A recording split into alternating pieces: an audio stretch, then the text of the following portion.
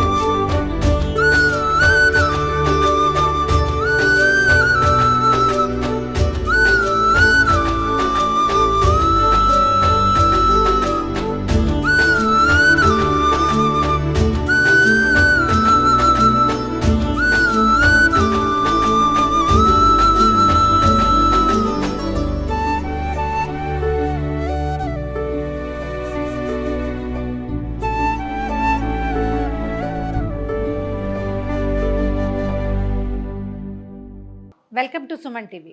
ప్రేక్షకులందరికీ ఉగాది శుభాకాంక్షలు. ఉగాది పండుగ రోజు పొద్దున్నే తలంట్లు పోసుకోవటము, పిల్లలకి తలంట్లు వేయటము, ఇల్లు వాకిళ్ళు అని అలంకరించుకోవటము, మామిడి మండలు వేప మండలు కట్టుకోవటం బోళ్ళంత పని ఉంటుంది. ఉగాది పచ్చడి కూడా టైం టేకింగ్ కదా. అయితే కొంచెం సింపుల్గా చకచక ప్రసాదాలు, నైవేద్యాలు, తర్వాత మన భోజనానికి సరిపడా పదార్థాలు చేసుకోవటం. ఒక 4 ఐటమ్స్, 3 రైస్ ఐటమ్స్, ఒక ఫ్రై ఐటమ్. బాగున్నాయి కదా పదార్థాలు. చూడండి, ఒకేసారి అన్నం వండేసేస్తాం. ఈ అన్నంతో కొంత పాయసము, కొంత పులిహోర, కొంత దద్దోజనం, ఒక రైస్ పాటుతో అయిపోతుంది కదా. ఇదొకటి. తర్వాత పప్పుల్ని నానబెట్టుకుని వడల్లాగా వేసుకోవటం. మొదట ఏ పప్పులతోటి మనం వడ వేయదలుచుకున్నామో వాటిని స్నానం చేయగానే నానబెట్టేసేయండి. మనం మిగిలిన పనులు చేసి అన్నం వండి పాయసాలు అవి చేసేసరికల్లా పప్పులు నానిపోతాయి. సో మొదట ఏం చేద్దామంటే 3 పప్పులతోటి వడ చేసుకుందాం. ఎలాగా? 3 కాదండి, 4 పప్పులతోటి. ఈ కొలత సరిపోతుంది. ఒక 1/2 కప్పు కందిపప్పు, 1/2 కప్పు మినపప్పు, ఒక 1/2 కప్పు, 2-3 గింజలు అటు ఇటు పడినా పర్వాలేదు, శనగపప్పు. ఈ 3 పప్పుల్ని నీళ్ళు పోసి కడిగేసేయటం, నానబెట్టేయటం. తర్వాత ఒక 1/2 కప్ కంటే తక్కువగా మన పెసరపప్పు. ఈ పప్పుని ఏం చేద్దామంటే వీటిలో పోయిటలా విడిగా వేరే ఒక చిన్న బౌల్లో పోసి పెడదాం. వీటిని ఏం చేద్దాము, కడిగేసి నానబెట్టేసుకుందాం. మొదట నానబెట్టిన పప్పుల్ని మంచినీళ్ళు పోసి నిండా మునిగేలాగా నీళ్ళు పోసేయండి. నానబెట్టి పక్కన పెట్టుకోండి.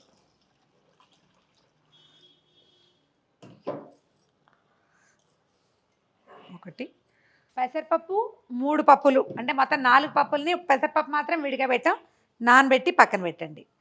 తర్వాత పాయసం కోసం ఓ 10 లేదా 12 బాదం పప్పులు తీసుకోండి. వీటిలల్లో కూడా పొద్దున్నే ఫస్ట్ సెట్లోనే నీళ్ళు పోసి నానబెట్టేసేయండి. ఓకే.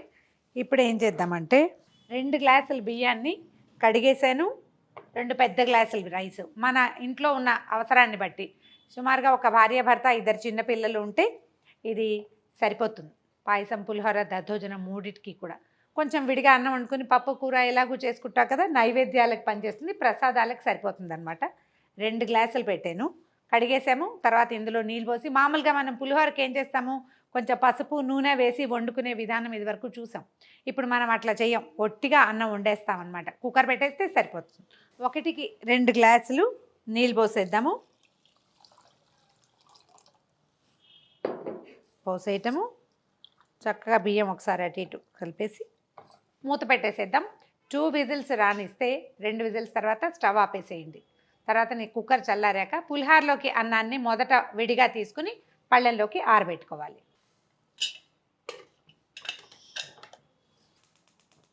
స్టవ్ హై ఫ్లేమ్లో ఉంచండి.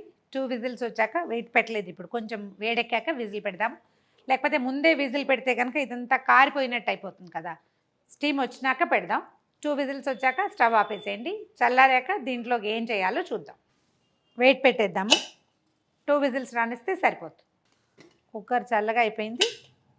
ఇప్పుడు ఏం చేద్దామంటే దాన్ని పక్కన పెట్టి పై అన్నం ఒక హాఫ్ సగానికి, అంటే ఈ కుక్కర్లో సగం, మనం 2 గ్లాసులు కదా వండాం, సగం కంటే ఎక్కువ విడిగా ఒక పళ్ళెంలో తాంబూలంలో మీ అలవాటు ప్రకారం పెద్ద దాంట్లో చల్లారడానికి తీసి పక్కన పెట్టేది.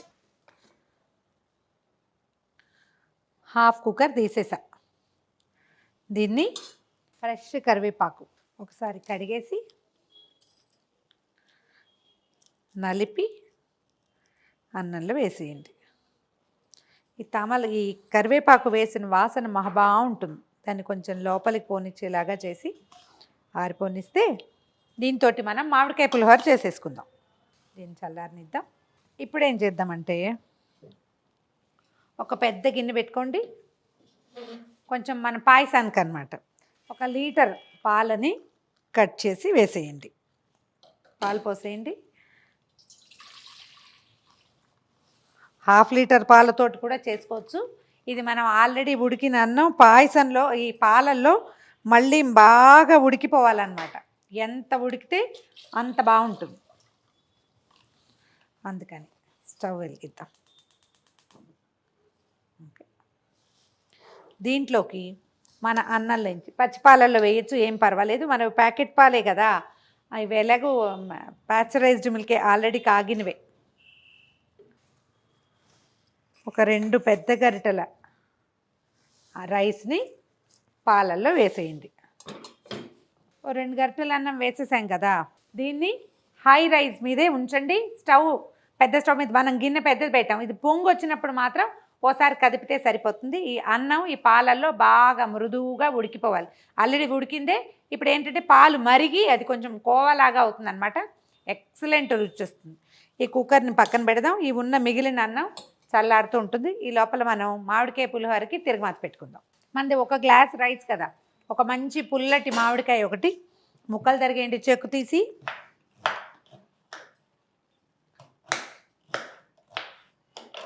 యాక్చువల్గా ఈ మామిడికాయ నేను కోరి పులిహోర చేసే అలవాటు ఉంది నాకు.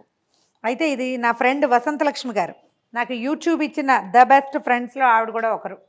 ఆవిడ రెసిపీ అనమాట. తను ఇట్లా గ్రైండ్ చేస్తారు. చేసి చూశాను, నాకు బాగుంది అనిపించింది. సో అది మీకు కూడా చెప్పేద్దామని చెప్తున్నాను అనమాట. పుల్ల మామిడికాయ కాస్త చిన్న ముక్కలు చేస్తే ఈజీగా నలిగిపోతుంది. మామిడికాయ ముక్కలతో పాటుగా ఒక 3-4 పచ్చిమిర్చి, ఇందులో మనం వేసే కారం అన్నమాట ఇది. 4 పచ్చిమిరపకాయలు, 2 ఎండుమిర్చి ఇందులో వేసేద్దాం. తర్వాత దీంతో పాటు కొంచెం కొత్తిమీర వేద్దాం. మనం పులిహోరలో ఎప్పుడు కొత్తిమీర వేయం. ఇది వేసి చూడండి, భలే ఎక్సలెంట్గా ఉంటుంది. దీన్ని పక్కన పెట్టండి. మనం తాలింపు పెట్టేశాక దీన్ని గ్రైండ్ చేసుకుందాం. ఇది రెడీ. పులిహోర తాలింపు పెట్టేసుకుందాం. మొదట ఒక మూకుడు పెట్టుకోండి. దాంట్లోకి సరిపడా నూనె వేయండి. ఒక 2 స్పూన్ల ఆయిల్ వేస్తే చాలు. మనం చింతపండు పులిహోరకి నూనె ఎక్కువ వాడుకుంటాం కదా, ఈ మామిడికాయ పులిహోరకి అంత ఎక్కువ ఏం అవసరం లేదు. కొంచెం తిరగమాత సరిపడా వేస్తే సరిపోతుంది. నూనె వేడెక్కనివ్వండి. దీనికి మెంతులు, ఆవాలు, మినపప్పు, మన శనగపప్పు, పల్లీలు, జీడిపప్పులు, కరివేపాకు, పచ్చిమిర్చి, మామూలు జనరల్గా ఏం వేసుకుంటాం పులిహోర తిరగమాతకి అదే తాలింపు. మన ఛాయిస్ని బట్టి కొంచెం ఎక్కువ తక్కువ.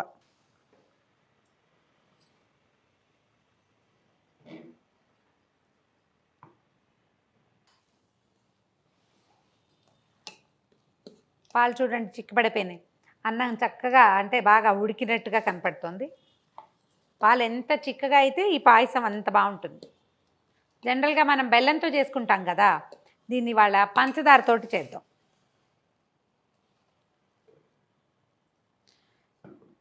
ఒక 10-12 మెంతి గింజలు మాత్రమే వేసాను, అంతకంటే అక్కర్లేదు. మామూలు జనరల్ పులిహోరకి వేసినంత అక్కర్లేదు. ఓకే, మెంతులు వేగిపోయినాయి. వేగిన వాసన బాగుంటుంది. పల్లీలు, తర్వాత శనగపప్పు 1 స్పూను, 1 స్పూను మినపప్పు, 1/3 స్పూను ఆవాలు,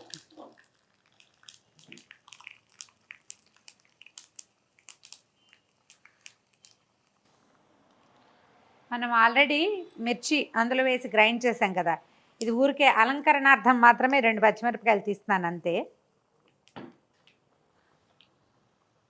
పోపు దాదాపుగా వేగుతుండగా కొంచెం జీడిపప్పు వేద్దాం. ముందే జీడిపప్పు వేస్తే ఇది రంగు బాగా మారిపోతుంది తొందరగా.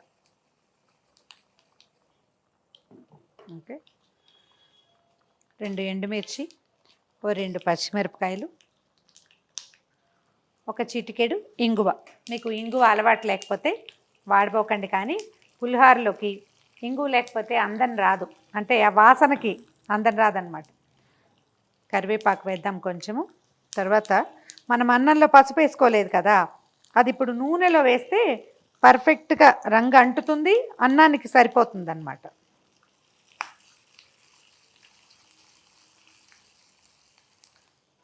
అన్నంలో పోసేద్దాం. ఈ తాలింపును కూడా ఒకసారి గ్రైండ్ చేసుకోవచ్చు కొద్దిగా, అట్లా మన అలవాటుని బట్టి వేస్తే ఏంటంటే కొంచెం బాగా కటకట్లాడుతూ వస్తుందన్నమాట. అన్నంలో వేసేసాం కదా, ఇప్పుడు ఏం చేద్దామంటే ఇందాక పచ్చి మామిడికాయ, పచ్చిమిర్చి, ఎండుమిర్చి గ్రైండ్ చేసి పెట్టాం కదా, ఇదిగోండి ముద్ద చూడండి ఎంత చక్కగా ఉందో, బ్యూటిఫుల్గా ఉంది. ఇప్పుడు ఏం చేద్దామంటే దీంట్లో ఉప్పు వేసి కలిపేసేద్దాం. మనకి అన్నానికి సరిపడా ఉప్పు ఇందులోనే వేసేసుకోవాలి. ఒకసారి మళ్ళీ తిప్పితే ఇది కలిసిపోతుంది పూర్తిగా. ఇప్పుడు ఈ ముద్దని ఇందులో కలిపేద్దాం. ఇదేంటంటే ఆటే శుద్ధగా కాకుండా కొంచెం కసగా చేస్తే బాగుంటుంది. మన మిక్సీ జార్ స్పీడ్ ఎక్కువ అనుకోండి, రాయమని తిరిగేస్తుంది.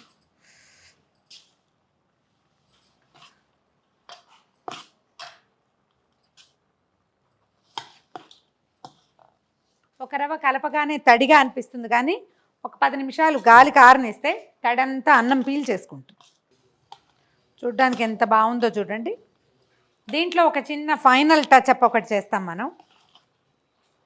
మనం పోసిన పాలన్నీ ఎగిరిపోయినాయి చూడండి. ఇవాళ కొంచెం క్లమ్జీగానే ఉంటుంది, 3 ఐటమ్స్ ఎట్ ఏ టైం చేస్తున్నాం కాబట్టి. ఇది ఒక కప్పు రైస్ వేసినట్టు కదా మనం, అంటే దాదాపుగా ఒక అర గ్లాస్ పైన వేసాం. ఒక గ్లాసు పంచదార వేసేస్తాను ఇందులో. ఈసారి మనం బెల్లంతో చేయట్లేదని చెప్పే కదా.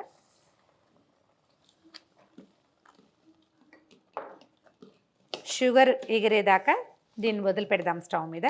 సిమ్లో మాత్రం పెట్టండి, వీలైతే స్టవ్ మార్చేసుకుందాము. ఓకే, ఇప్పుడు ఇక్కడికి వద్దాం. రైస్లో మనం మామిడికాయ పులిహోరలో ఆవ పెట్టలేదు లాస్ట్ టైం చేసినప్పుడు, ఈసారి మనం ఆవ పెట్టుకుందాము. దీంట్లో వసంతలక్ష్మి గారి రెసిపీ అయితే బెంగాల్ మస్టర్డ్ ఒక బాటిల్ దొరుకుతుంది, ఆ పేస్ట్ కలిపారు ఆవిడ, అది కలుపుతారట, అది బాగుంటుందన్నారు. బట్ నాకు దానికంటే మనమే ఫ్రెష్ ఆవాలు గ్రైండ్ చేసి కలుపుకుంటే చాలా బాగుంటుంది. ఇప్పుడు మనది ఒక పెద్ద గ్లాస్ రైస్ కదా, 1 స్పూనున్నర ఆవాలు సరిపోతాయి. దీన్ని ఏం చేద్దామంటే చక్కగా మిక్సీలో గ్రైండ్ చేసేద్దాం మెత్తటి పొడిగా. గ్రైండ్ చేసిన పచ్చి ఆవపిండిని ఇందులో కలిపేయండి. ఇది మొదట కలిపి పెట్టుకుంటే మన నైవేద్యము మనం భోజనం చేసే టైంకి చక్కగా కలిసిపోతుంది, మంచి గుమగుమలాడే వాసన వస్తుంది. మామూలుగా ఆవ వేసినప్పుడు ఏం చేస్తామంటే పైన కొంచెం 1 స్పూను నూనె వేస్తాం, నూనె వేస్తే బాగా కలుస్తుంది, దాంట్లోంచి వాసన పైకి వస్తుందని. ఇది పచ్చిమామిడికాయ కదా, ఇందులో తడి ఉంది ఆల్రెడీ, అది చక్కగా సెట్ అయిపోతుందండి.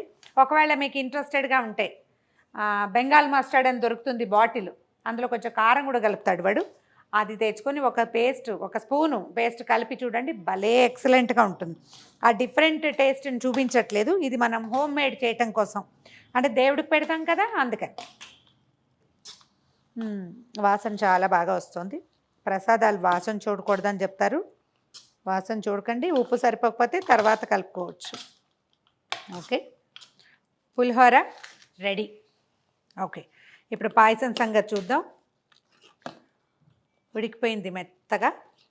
ఈ పాయసము జనరల్ పాయసం లాగా ఎలోయిష్గా కాకుండా కొంచెం తెల్లగా ఉంటుందండి. ఏం చేద్దామంటే దీన్ని దించి పక్కన పెట్టేద్దాం.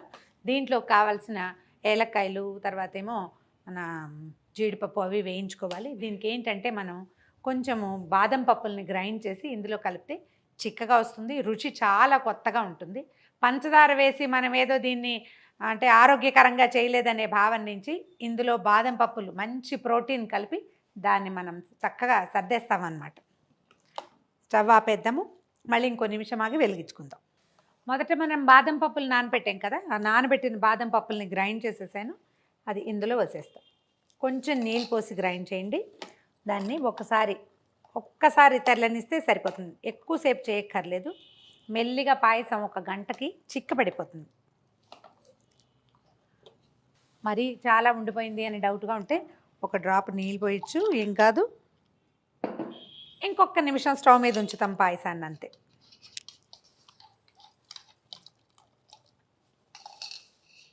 ఇందులో కొబ్బరి కూడా వేసుకోవచ్చండి, మనది చాయిస్. పక్క స్టవ్ మీద కొంచెం నెయ్యి పెట్టండి, దాంట్లో కొంచెం జీడిపప్పు కిస్మిస్ వేయించి పాయసంలో వేసేస్తే పాయసం కూడా రెడీ అయిపోతుంది.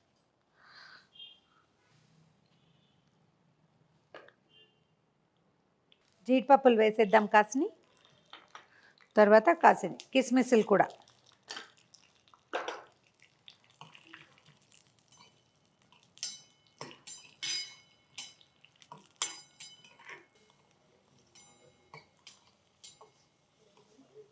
కిస్మిస్ జీడిపప్పు దోరగా వేగిపోయినాయి, స్టవ్ ఆపేద్దాము. వీటిని పాయసంలో వేసిద్దాం.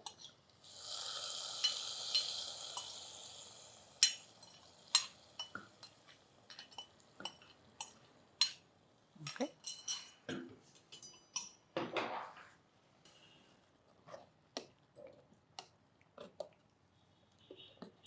ఇప్పుడు పాయసం స్టవ్ ఆపేసేయటం. తర్వాత కొంచెం ఏలక్కాయల పొడి వేసేద్దాము. ఒకవేళ మీకు పచ్చకర్పూరం మీ టేస్ట్ కనుక ఉంటే ఒక చిటికెడు వేసుకోండి, బాగుంటుంది, మన ఇష్టం. పాయసాన్ని స్టవ్ నుంచి దించి పక్కన పెట్టేద్దాం.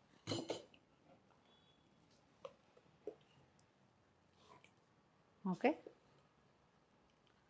పాయసం పులిహోర చేసేసామా? దద్దోజనం చేద్దాం. పెరుగులో మనకి ఇప్పుడు రైస్ ఎంత మిగిలింది? ఒక పావు గ్లాసు, హాఫ్ గ్లాస్ రైస్ మిగిలింది. 2 గ్లాసుల్లో 1 గ్లాస్ పాయసం చేసి పులిహోర చేసాం, హాఫ్ గ్లాస్ పాయసం చేసాం, ఇంకో హాఫ్ గ్లాసు దద్దోజనాన్ని కట్టిపెట్టాం కదా. చూడండి, ఒక హాఫ్ లీటర్ పెరుగు అయితే ఈ అన్నానికి చాలా బాగుంటుంది. ఒక 1/2 లీటర్ పెరుగులో సరిపడా సాల్ట్ వేయండి, పక్కన పెట్టండి దీన్ని. ఇప్పుడు ఏం చేద్దామంటే మూకుడులో కొంచెం నెయ్యి కానీ నూనె కానీ వేసుకోండి, మీ అలవాటుని బట్టి. నెయ్యి వేసుకుంటే చాలా బాగుంటుంది, నూనె వేసుకున్నా కూడా బాగానే ఉంటుంది, మన ఇష్టం. నూనె కొంచెం వేడెక్కనివ్వండి, జస్ట్ తాలింపు వేసుకోవటమే. దీంట్లో ఏంటంటే కొంచెం కొత్తిమీర, కొంచెం అల్లము వేస్తే రుచి చాలా బాగుంటుంది. ఈ తిరగమాతకి మనం దేవుడి కోసం పెడుతున్నాం కాబట్టి క్యారెట్ లాంటివి వేయబోకండి. కావాలనుకుంటే చాయిస్ తర్వాత వేసుకోవచ్చు. కీరా, క్యారెట్ అవి కూడా వేసుకుని రైస్ లాగా మధ్యాహ్నానికి పెరుగన్నంలాగా చేసుకోవచ్చు. మనం నివేదన కోసం చేస్తున్నాం కాబట్టి ఒట్టిగా తిరగమాత మాత్రం పెడదాం. సింపుల్ తాలింపేనండి, కొంచెం శనగపప్పు. ఈ పప్పులు కూడా చాయిస్, ఒక్కొక్కళ్ళకి ఇష్టం ఉంటుంది, ఒక్కొక్కళ్ళకి ఇష్టం ఉండదు. కొంచెం మినపప్పు, కాసిన్ని ఆవాలు, తర్వాత కొద్దిగా జీలకర్ర వేయండి. ఈ పెరుగు దాంట్లోకి జీలకర్ర వేస్తే బాగుంటుంది. ఎండుమిర్చి, పచ్చిమిర్చి, తర్వాత కరివేపాకు, తర్వాత చిన్న టచ్ అండి, ఏంటో ఇంగు లేకపోతే తోచదు, కొద్దిగా ఇంగు వేస్తాను, చాలా కొంచెం. దీంట్లో ఏం చేస్తానంటే చాలా కొద్దిగా అల్లం ముద్ద వేస్తున్నాను. అంటే మరి మన చాయిస్, అల్లం ముక్కలు వేసుకోవచ్చు, ముద్ద వేసుకోవచ్చు. ముద్ద వేసుకుంటే ఏంటంటే కలిసిపోతుంది, పిల్లలు కనిపెట్టలేరు. స్టవ్ ఆపేద్దాం, దీన్ని ఇందులో కలిపేద్దాం పెరుగులో.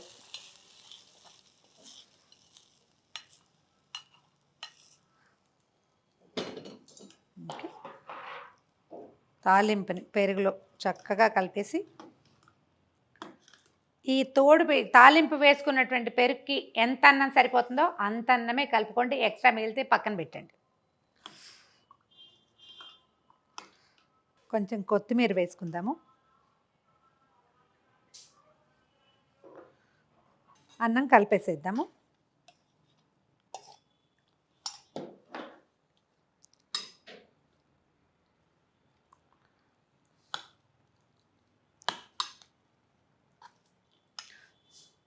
ఇంకా ఎండాకాలం అంతా ముదిరిపోలేదు కదా, పులిసిపోతుందన్న అనుమానం ఏం లేదు.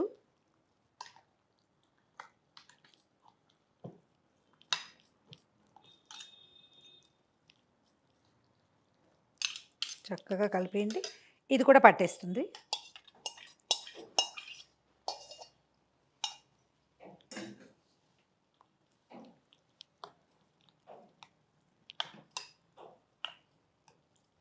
మన దద్దోజనం కూడా రెడీ అయిపోయింది. దీని తర్వాత మనం ఏం చేసాం, 3 రకాల పప్పులు కలిపి పెసరపప్పు విడిగా నానబెట్టాం కదా, వీటిని గ్రైండ్ చేసి వడలు చేసేసుకుందాం. 4వ పదార్థం కూడా తయారైపోతుంది. పప్పులు 3టిని శుభ్రంగా కడిగేసి నీరంతా వంచేసి మిక్సీలో వేయండి. దీనికి ఏం చేద్దామంటే 1 స్పూను జీలకర్ర, తర్వాత ఒక 2 ఇంచీల అల్లము, తర్వాత ఒక అర డజను పచ్చిమిర్చి వేసేసి సరిపడా ఉప్పేసి గ్రైండ్ చేసేద్దాం. గట్టిగా చేయండి, వడపిండిలాగా. అంటే మిక్సీలో వేస్తే సరిపోతుంది.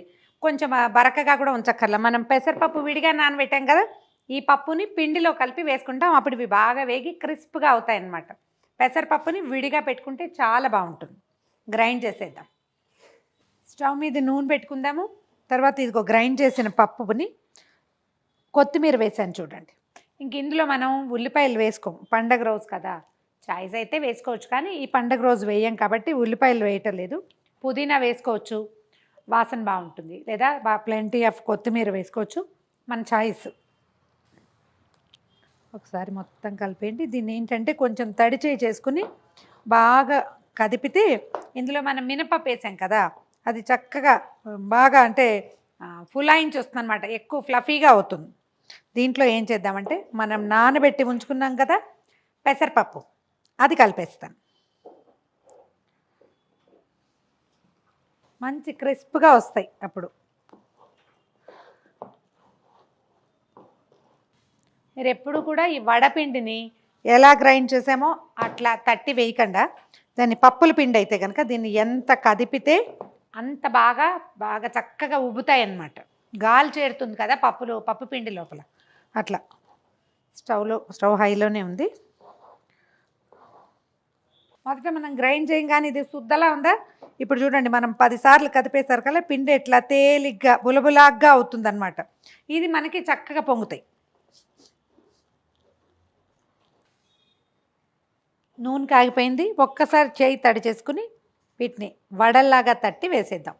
గారెలాగా వేయక్కర్లేదు, మామూలు మనం మసాలా వడ వేసుకుంటాం కదా అట్లా. నేను చేత్తో వేసే అలవాటు వేసేసిన, లేకపోతే చిన్న ప్లాస్టిక్ పేపర్ మీద, పాల కవర్ మీద కానీ, ఆయిల్ కవర్ మీద కానీ ఇలా చిన్న ఉండ చేయటం, తట్టి వేసేసేయటం. చేత్తో వేయటం నేర్చుకోండి, ఈజీగా ఉంటుంది. వస్తువు కోసం వెతుక్కోవాల్సిన పని కూడా లేదు. ఈ స్టవ్ చిన్నదంటే చిన్న బర్నర్ కదా, హైలో ఉంచవచ్చు. ఒకవేళ మనం పెద్ద బర్నర్ మీద పెడితే కనుక ఒక మీడియం టు హై మధ్యలో మాత్రం పెట్టుకోవాలి. వేసేద్దామన్నీ, మూకుడు పట్టినన్ని వేసేసేయచ్చు.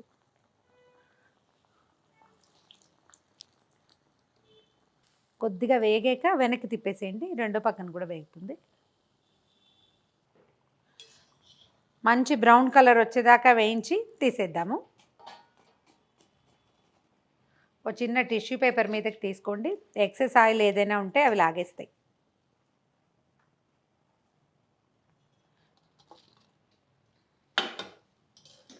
మళ్ళీ ఒకసారి తడిచే చేసుకోవటం. ఈ పిండిని మళ్ళీ ఒకసారి కదపండి. మొత్తం కలిపితే ఏమవుతుందంటే మళ్ళీ చతికిలు పడ్డట్టు అవుతుంది కదా, అది సెటిల్ అవుతుంది అన్నమాట. కొద్దిగా తడిచే చేసుకుని, మీరు ఒకవేళ పల్చగా వెడల్పుగా కావాలంటే కొంచెం బాగా ఒత్తాలి అంతే, ఎక్కువ వెడల్పుగా ఒత్తుకోవాలన్నమాట. అట్లా